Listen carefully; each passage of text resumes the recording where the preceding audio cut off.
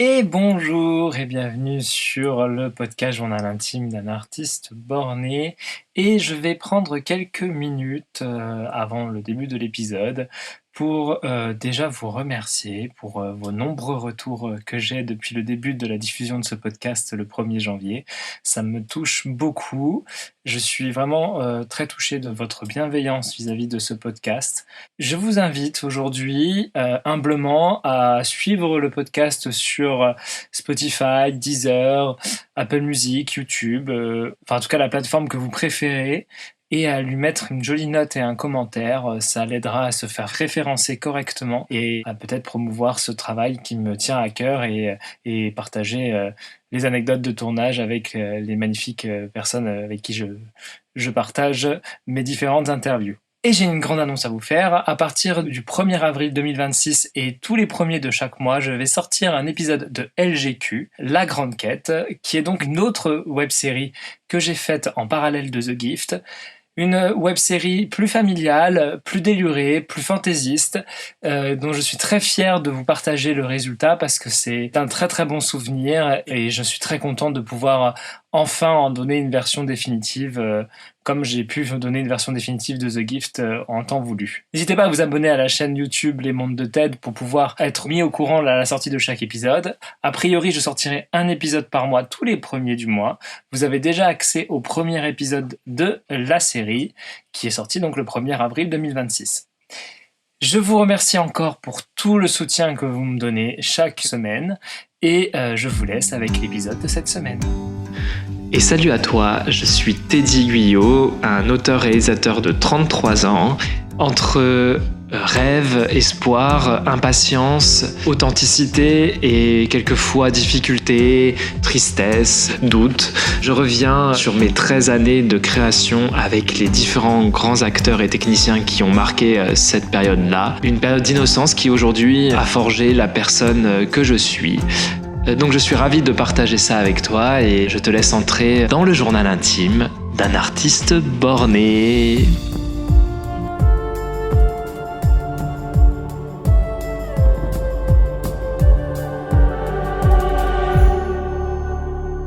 Et bonjour et bienvenue sur le podcast Journal intime d'un artiste borné. Et aujourd'hui nous attaquons l'analyse de l'épisode 5 de la saison 1. Et pour fêter ça, j'ai recapturé William pour un nouveau visionnage. Et oui, notre cher William Brennemont est venu m'accompagner pour le visionnage de l'épisode 5. Bonjour William, comment vas-tu ? Bonjour à tous, bonjour à toutes. Teddy, je ne suis pas un Pokémon, ce n'est pas la peine de m'enfermer dans une boule. Merci. Oui, mais des fois je te remets dans mon équipe, tu vois, histoire que tu fasses un visionnage cool. Dans cet épisode, on a un axe bien plus prononcé sur Peter. Et en fait, finalement, les deux frères sont un peu mis de côté. On sait qu'ils sont à une soirée, voilà. Mais on axe sur des nouveaux personnages et sur Peter. Et ce qui est drôle, c'est que du coup, la situation, elle est que tu avais fait l'épisode original où tu n'étais pas dedans. Et en fait, finalement, la partie que moi j'ai réalisée, c'est devenu la partie qui est plus mise en avant. Mais du coup, c'est ton personnage qui est plus en avant. Donc finalement, En fin de compte, c'est un épisode dont je suis très proche, d'une manière ou d'une autre. Que ce soit dans l'écriture, la réalisation à l'époque, ou dans le jeu. Effectivement, je suis très proche de cet épisode. ce que je te propose, c'est qu'on attaque sur deux axes. Un axe centré plutôt sur la réalisation. On va faire chronologiquement, on va faire d'abord la réalisation, ce que toi t'en as fait, ce que tu as voulu en faire et ce qu'il en reste dans cet épisode. Il en reste pas grand-chose, mais il en reste quelques traces quand même. Et dans un second temps, on travaillera sur tout ce qui a rapport avec l'histoire et puis le personnage de Peter. Pour faire simple, l'épisode 5, je t'ai dit que ça devait être un événement qui devait se passer dans un lieu où, pour la première fois, il devait sauver des gens. Alors ce que vous entendez, c'est de la vaisselle qu'on a mis en route intelligemment avant l'enregistrement. Voilà, je précise que voilà, c'était le réflexe le plus sympa. Oui. Mais il va nous accompagner. Oui, ça va être agréable. Voilà. Oui, c'est ça. Quand on avait parlé, en fait, on était arrivé à un moment, on l'a expliqué dans, je me rappelle, la présentation qu'on avait fait ensemble. À partir des tournages du 3e, 4e épisode, d'un coup, tout devait avoir beaucoup plus de sens. Et donc, on rentrait dans des écritures de plus long terme. Oui. Et donc, on s'était retrouvés, pas forcément que nous deux, mais à discuter des épisodes, à dessiner les trames et tout. Et effectivement, là, ça y est, c'était un... Je sais pas comment il s'appelait cet épisode-là. Héros. Oui, c'est ça, mais c'était le nom, Oui, de base. C'était le nom de base. Il s'appelait Héros parce qu'on voulait passer du statut de jeune sorcier à... Voilà, on fait quelque chose d'actif. On a vu beaucoup de gens souffrir, on a vu beaucoup de démons, mais on n'a pas sauvé grand monde. Bah, sauvé personne. Finalement, la seule personne qu'on a sauvée, c'est nous-mêmes. Oui. Ah, si, on a sauvé Andrea dans l'épisode Oui. 3, mais parce qu'elle nous cherchait des noises, et puis une erreur qu'on avait Ouais. faite. Donc finalement, il n'y avait pas vraiment eu de sauvetage. L'idée, c'était de faire un épisode, par exemple, dans une banque. Oui, C'est exact. comme ça qu'on avait commencé à réfléchir là-dessus. Donc, Pru et Feub, les deux frères devaient se rendre dans la banque et Pibbs devait arriver à la fin pour des raisons quelconques, je sais plus ce qu'on avait pensé. Mais effectivement, on kidnappait Pibbs d'une certaine manière. Enfin, en tant que scénariste, on kidnappait Pibbs, on le remettait un peu à la fin en mode Deus Ex Machina et on le récupérait pour lui faire des trucs, l'entraîner. L'entraînement qu'on n'avait jamais vraiment écrit, qu'on n'avait pas élaboré, qu'on avait mis sous silence. Juste, il revenait et il était plus fort. Oui, et plus sûr de lui. Et plus sûr de lui. Dans l'épisode 6. La fin de l'épisode 6. Oui, De l'époque. après, il y avait aussi un truc dans l'épisode 4 d'origine où tu te battais. Toi, tu étais le seul à avoir réussi à repasser dessus sur Barbas. Et ce qui est plus du tout le cas aujourd'hui, mais à l'époque, c'était ce qui était ressorti. Malgré tout, t'étais peureux, mais pas tant que ça finalement. Enfin, il y avait un truc qui t'avait rendu un peu particulier. Une attente particulière sur ce personnage qui avait été annoncé par le personnage de Véronique, le personnage de Graham, qui avait dit qu'elle attendait à ce que tu merdes pas. Voilà. Ouais. Donc on s'est plongé dans cette écriture-là et on a eu un rêve en commun, je crois, au début. Oui. De réaliser un épisode donc en huis clos. Au début, c'était une banque, on savait qu'on n'aurait pas de banque. Donc, comment est-ce qu'on vise haut et comment est-ce qu'on vise la réalité derrière? Donc, il nous faut les deux personnages, des gens à sauver. On s'est dit, tiens, on va faire un épisode huis clos dans une soirée étudiante. Avec des gens, des démons qui attaquent. Et moi, mon idée, ça a été toujours dans le côté expérimentation de cette première saison, de cette première année de tournage. C'était pas moi qui étais censé le réaliser, mais ce qu'on avait proposé, c'est une première partie en plan séquence. Une introduction assez longue en plus. Une introduction assez longue, les deux personnages qui se dirigent vers la soirée, discutent, rencontrent, des dynamiques pas de couple, mais des dynamiques de personnages qui doivent s'élaborer là-dessus, qui doivent quand même exister, qui doivent se révéler, qui doivent... Voilà. L'arrivée des deux démons, on ne sait pas pourquoi. On ne sait pas comment est-ce qu'ils savent que Feub et Pru sont là. On ne sait pas vraiment. Il n'y a rien qui est raconté dedans. Non. Juste, ils viennent foutre la merde. Et au moment où ils arrivent, c'est là que le plan séquence s'arrête. On n'est plus dans l'accompagnement, on n'est plus dans le slice of life, le morceau de vie un peu. On est dans l'action. Et du coup, ils amènent l'action et ils accélèrent le rythme. Et il y a la bataille, il y a des plans, bref. Donc, évidemment, un plan séquence, c'est très dur. C'est le truc le plus difficile au cinéma. C'est très dur à réaliser. En plus, avec une vingtaine de figurants. De figurants dans un petit espace sans équipe technique. Sachant que l'espace n'est pas celui-ci, celui qu'on avait prévu. À la base, on devait avoir un appartement beaucoup plus grand. Et c'est un concours de circonstances qui nous a amené dans un appartement beaucoup plus petit. Dans l'appartement d'Ombéline, qui a gentiment prêté son appart à l'époque. Oui. Donc on se retrouve à tourner là-dedans. Donc je finis par tenir la caméra. J'ai une personne avec moi qui me guide un petit peu, qui m'empêche de rentrer dans les gens. Mais c'est tout. Et puis nous, on peut même pas t'aider ou quoi que ce soit parce que nous, on est tout le temps à l'écran. En fait. Ils sont en jeu. Et il en est ressorti, alors rapidement, ce plan séquence, il en est ressorti 2 prises. Les 2 sont floues. Parce que j'avais pas de lunettes à l'époque, je crois. Je pense.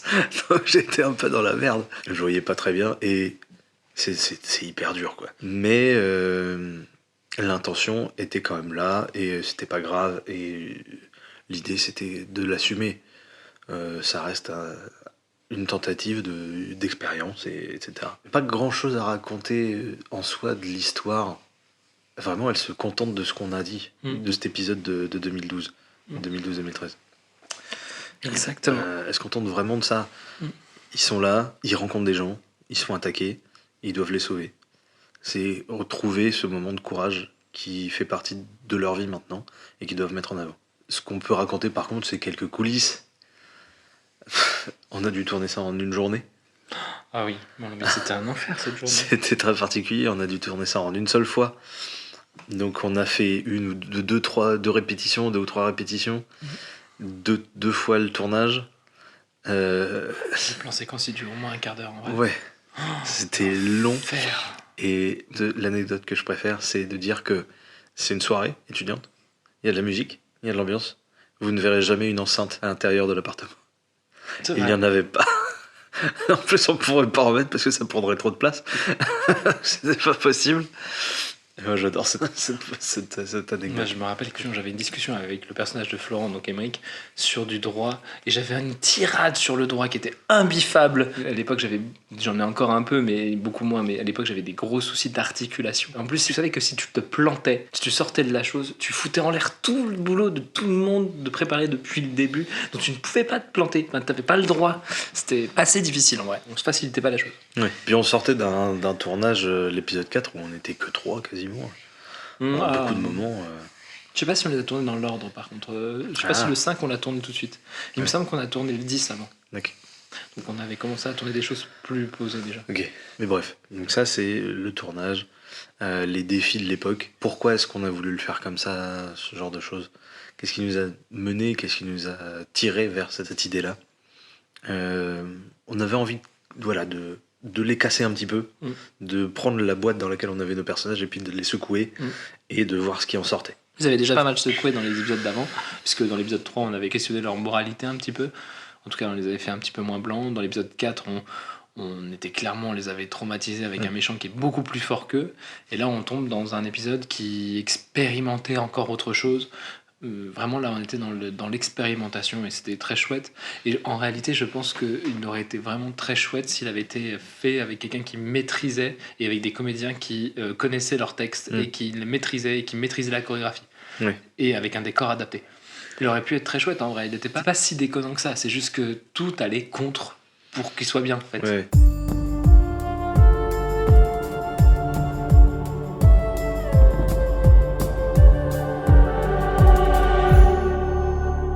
Et donc ça c'était le matériel de base, et Ouais. le matériel de base sur lequel je me suis retrouvé quand j'ai dû réécrire The Gift. Moi je me suis dit, enfin c'est simple, j'ai visionné les épisodes avec Florian et je me rappelle que Florian m'avait dit, mais est-ce qu'il est vraiment nécessaire cet épisode? Vraiment, qu'est-ce qu'il apporte? Et tu sais pourquoi il a été sauvegardé et pourquoi du coup on a travaillé pour en faire quelque chose et que tout ce qui en dépend avec Pandore est arrivé? Ben parce que c'est l'épisode où Florent il apprend qu'ils sont magiciens. Ah oui. Et c'est l'argument que j'ai pu dire qui a fait pas dire à Florian, là je préférerais que dans la narration, parce que Florian m'aidait à structurer un peu mes pensées pour la nouvelle version, et il me disait, mais là en fait autant le supprimer s'il n'y a rien qui apporte entre guillemets une plus-value au personnage, et les difficultés qu'on a rencontrées a rendu la mise en scène un peu chaotique et que ça descend la qualité. Parce que le manque de savoir-faire se voit beaucoup dans cet épisode.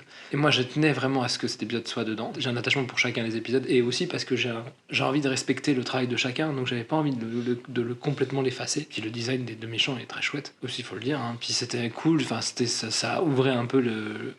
C'est con de dire ça pour un huis clos, mais ça ouvrait un peu les relations, les choses comme ça. Mhm.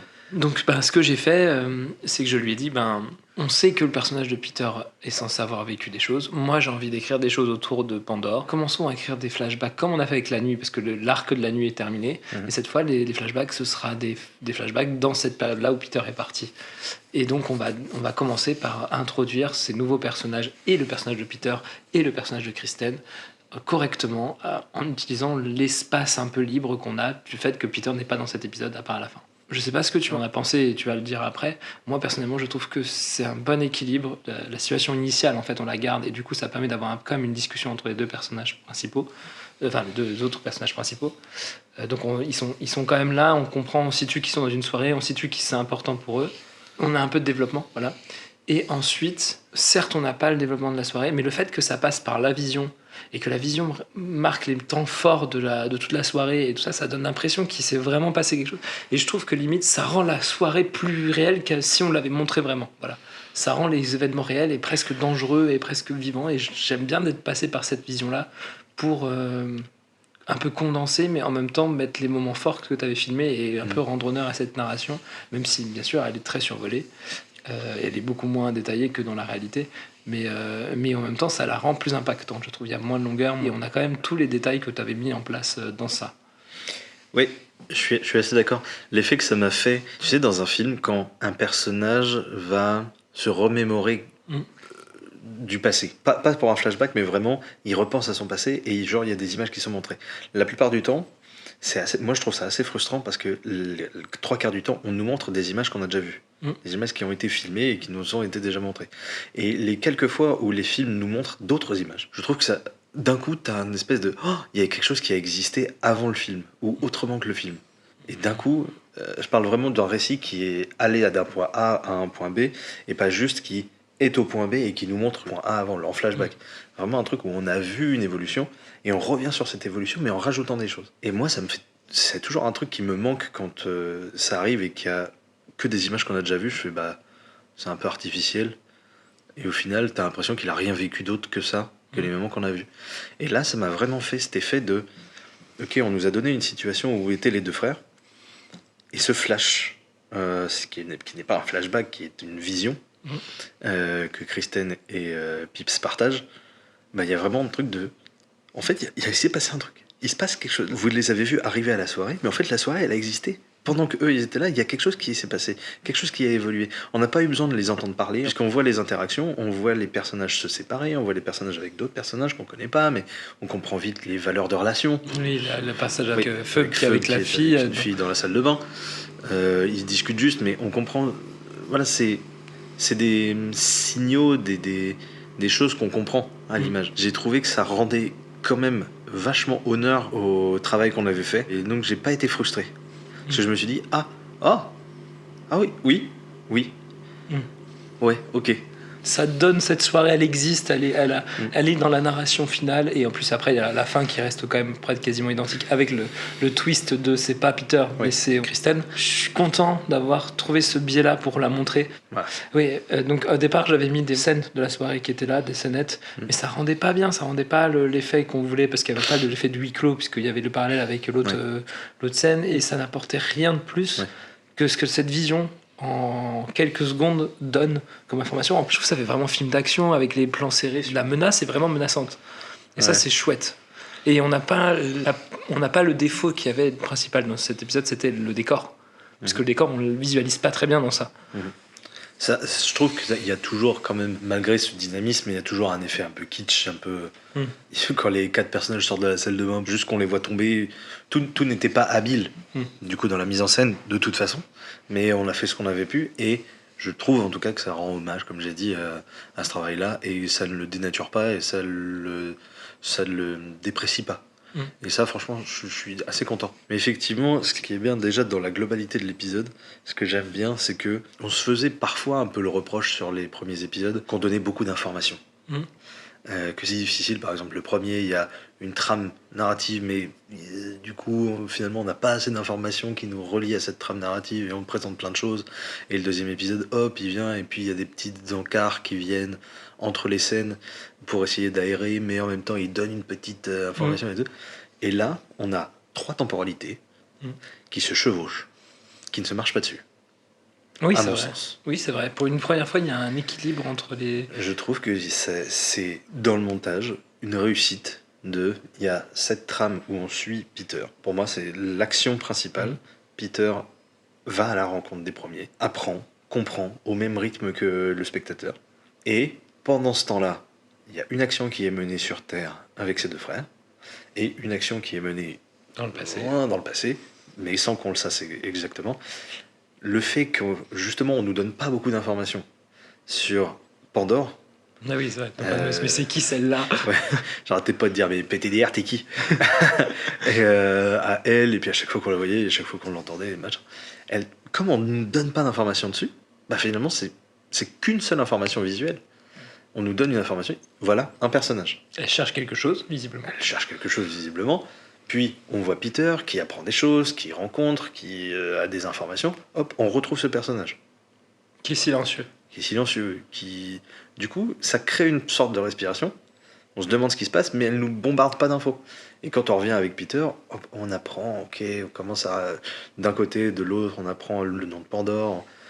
Moi, je connais l'histoire. Je ne sais pas si, lors d'un premier visionnage, ça fait cet effet-là ou pas. J'arriverai pas à le dire, j'arriverai pas à me projeter là-dessus. Mais, en termes de revisionnage, je trouve qu'au montage, c'est le premier épisode qui ne me donne pas un effet de trop, de mal maîtriser ce qui se passe. Un effet de rafistolage d'urgence.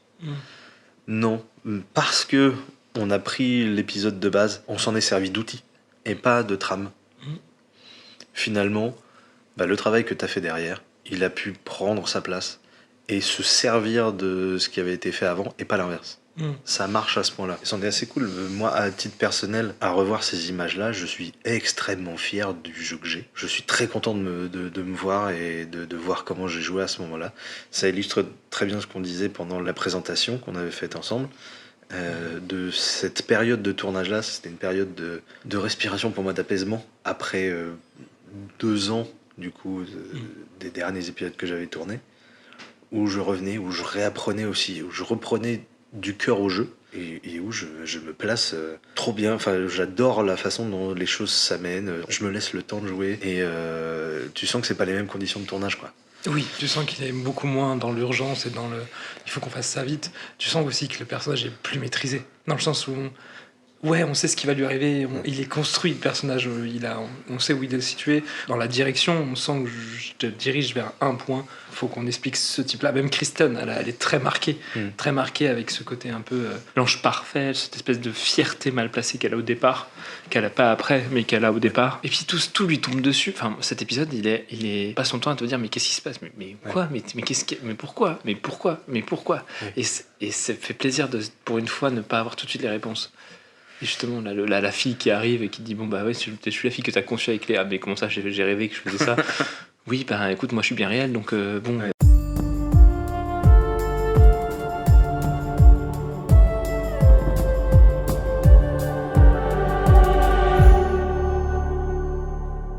Et en tant que spectateur, en fait, j'ai abordé à un moment l'épisode, j'ai plus le temps réussi à me sortir moi-même du truc en faisant des vannes. Et je me suis juste retrouvé à la place d'un spectateur. Et c'est la première fois que ça arrive vraiment là depuis quand on a commencé à regarder. J'observais, j'étais spectateur, j'apprenais au même rythme que le récit. Et c'était assez agréable. Dans cette position-là de spectateur, t'as énormément d'informations qui arrivent dans cet épisode. L'air de rien, il y a beaucoup d'informations, il y a beaucoup de nouveaux personnages. Enfin, on a des personnages féminins qui claquent sa mère. Bon, après Andrea qui en plus vient de se faire régresser à la fin de l'épisode précédent. Et Barbas qui a cette puissance, on le revoit, mais du coup là on le voit d'une autre manière. On voit que c'est vraiment une menace d'ailleurs. On comprend que c'est une vraie menace. Ce personnage qu'on a annoncé dans l'épisode 3, que maintenant on a confronté de manière très violente dans l'épisode 4, mais on sent comprendre comment ça se passait. Maintenant on le situe, on voit qui c'est, on commence à avoir du lore sur la mythologie qui est autour de cette série. Et en même temps on nous présente des personnages cool. Enfin, tu nous présentes Pandore qui est quand même un personnage. Elle est badass, elle est cool, elle a un design, elle a une manière de se tenir, elle répond, Moi j'ai une réplique qui me fait mourir de rire dans cet épisode, c'est ton courage m'ennuie, ma douce. Typiquement, elle est tellement courageuse que la peur en a marre, elle peut pas agir contre elle. Et donc ça donne un côté très, oui, je suis la courageuse, presque limite cliché c'est un peu le Van Damme de cette série finalement, Pandore. Ouais. Et d'ailleurs, elle le garde ce rôle jusqu'à la fin. C'est Van Damme de la série, quoi. Et on a le retournement de la jouvencelle en détresse. Cette fois, c'est Atrahasis, la jouvencelle en détresse. On a Brianton qui arrive et qui est un personnage que... Alors, petit easter egg, c'est dans l'épisode 2, la succube, elle fait j'ai rajouté dans la vision une voix de la succube qui dit qu'elle fait une prière pour Brianton. Ça, parce que c'est le mot du monde qui représente la peine et qu'elle a des peines de cœur. Donc, c'était relié au lore de la succube, que tu avais créé d'ailleurs. Et là, c'est tout, on découvre Brianton et c'est juste un personnage, mais à côté de la plaque tout le long du truc. Mais il est jouissif tellement il est à côté de la plaque. On n'a pas de personnage comme ça dans la série depuis le début. D'ailleurs, pour la petite anecdote, les gens qui ont regardé la série, les gens qui sont autour de moi qui regardent la série, qui ne connaissaient pas les comédiens, ils ne passent leur temps à me dire « Ah, mais ton frère, il fait mourir de rire. Hein. Ton frère, mais il apparaît 10 minutes dans la série, les gars. Enfin, dans tout, il doit apparaître un quart d'heure. Tout le monde me parle de Brianton. Alors, je sais pas pourquoi. Je trouve dans cette version de la série, du coup, non, pas dans la version The Gift, mine de rien, c'est la première fois qu'il y a un personnage qui assume autant son décalage avec cette prise de sérieux.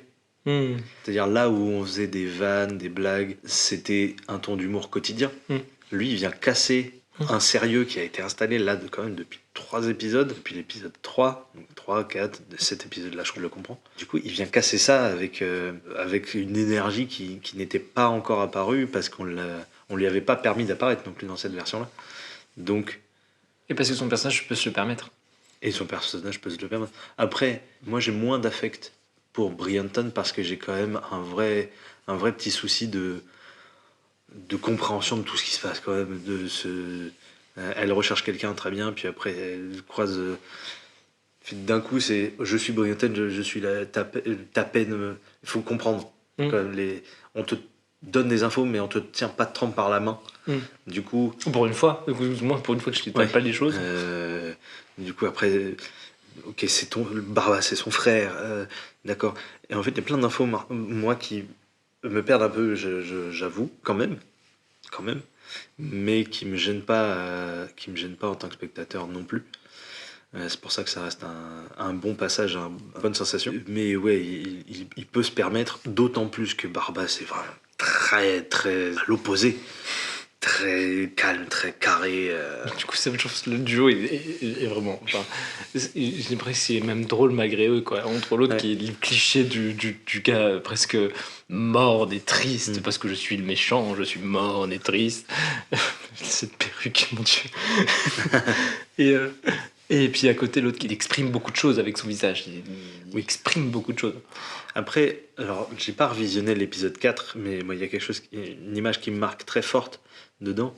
C'est l'acteur qui jouait Barbas, qui avait une gueule particulière, une gueule qu'on ne voit pas dans la série. Ce genre de gueule d'acteur âgé, on en voit très peu. Du coup, il marque énormément. Et je trouve que rien qu'à l'épisode 4, mais c'est l'idée que je m'en fais. C'est pas forcément l'idée qu'on a en le visionnant. C'est que c'est le premier personnage qu'on ne vainc pas dans la série. Du coup, je le trouve qui ressort extrêmement fort dans la série, dans l'épisode 4. Je trouve qu'il ressort très très fort. Et je trouve que là, c'est un petit peu comme on le voit plus, paradoxalement. Du coup, ouais. Il sort un tout petit peu moins fort. Mais dans mon idée, tu vois, dans mon imaginaire de ce que j'ai bâti. Il se fait la télé gueule là aussi. Et il se fait la télé gueule. Mais du coup, ça, c'est encore plus un discours qui est, elle est cheatée, Pandore. Clairement, Pandore est cheatée. Alors oui, d'accord, il y a le sceptre qui agit et du coup, il y a l'idée que la lumière bat les ténèbres et que si t'as un peu de courage, tu peux le battre. Mais finalement, tu l'as juste fait tomber en fait. Oui. Et bon, après, il y a toujours toute l'introduction du personnage de Kristen qui est cool, et l'introduction du personnage de Dimitri aussi. Dimitri, moi, c'est l'un des qui me fait mourir de rire. Cette espèce de cynisme presque. Vous êtes un véritable farfadet, Pips. Ah oui, le gros Peter. Les enfants peuvent être cruels parfois. Sans la jouissance du gars qui a dit ses répliques, alors qu'il n'est pas comédien, il a vraiment pris plaisir. Oui. Quel bâtard. Oui, il est sassy, Dylan, un petit peu. Bien ce côté-là qu'il a, ce personnage de Dimitri. Et ça le rend, comment dire, il est antipathique, mais en même temps, il est agréable. Enfin, comment dire, on apprécie son côté antipathique. Ça le rend presque.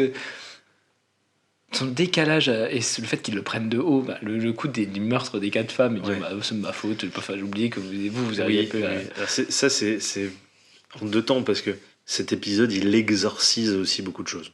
Il exorcise en fait tout ce côté, on se prend au sérieux pendant quelques épisodes, surtout sur l'épisode 3 du coup. Et 4 aussi. Et 4, ok, vous avez fait un truc, vous vous êtes un peu pris au sérieux, calmez-vous.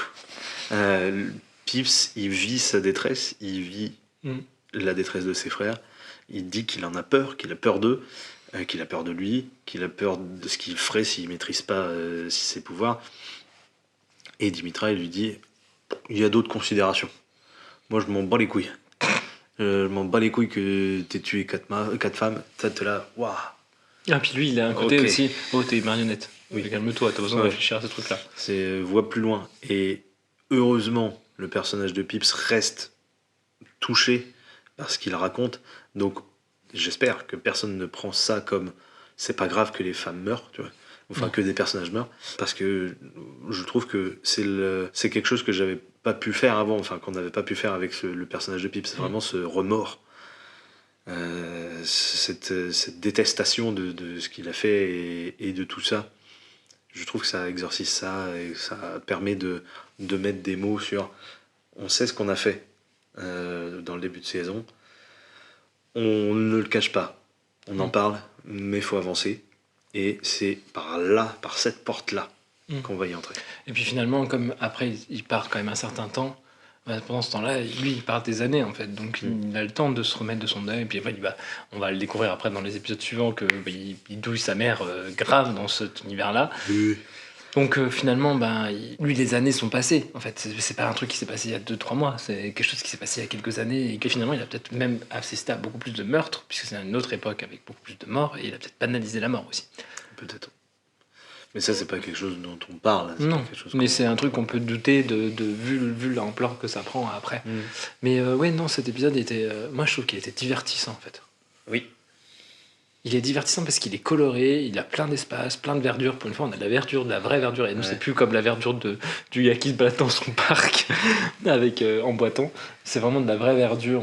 On commence à prendre de l'espace, en fait. Et voilà, puis un cheval. Puis on commence un épisode avec un galop et c'est quand même vachement fun. On peut dire tout ce qu'on veut, mais... Et puis Pandore est fun, quoi. Enfin, clairement, c'est un personnage que... Il parle pas beaucoup, mais il est clair, c'est un design, quoi. Il se réveille dans les champs et puis... Ça, par contre, c'est un peu lunaire, quand même. C'est un peu lunaire. Moi, je prends l'avis. Ma théorie, post-écriture, c'est qu'elle est tombée de son cheval et qu'elle est tombée sur la tête. Non, puis voilà, on instaure une nouvelle romance, Puis ce que tu disais, c'est putain, eux, ils ont le droit d'être bien filmés, quoi. C'est pour une fois qu'on voit pas les frères, on dirait que c'est... Ils ont le droit d'être bien filmés. Bon. Et puis, tu vois, même la phase Pips, chez les premiers, je trouve que même dans l'écriture, on a 3 duos, du coup, qui se mettent en place. Le duo avec sa fille petite, le duo avec 90 et le duo avec Kristen adulte. Et ces 3 duo-là, alors que le personnage de Kristen revient, c'est le même personnage, les dynamiques sont différentes. Le jeu, du coup, en est différent, et les couleurs, de fait, c'est une sorte de... c'est fluide, quoi. Ça va à un endroit, puis ça en part, puis ça... Et puis on voit que vous maîtrisez vos personnages aussi, hein. Que ce soit toi ou Ombé, on voit que vous les connaissez, ces personnages, qu'il n'y a pas besoin de les placer, il n'y a pas besoin de... Je reste mort de rire sur le fait que Kristen me parle 3/4 du temps de dos. Genre la mise en scène préfère que la meuf tourne la tête à se décoller le cou. Et puis le truc avec le coup de pression en mode j'ai fait apparaître un portail, mais j'ai le pouvoir de faire apparaître un portail, mais il dure que 10 minutes. Ah, alors tu te débrouilles. Voilà, c'était le moment, il faut que tu partes.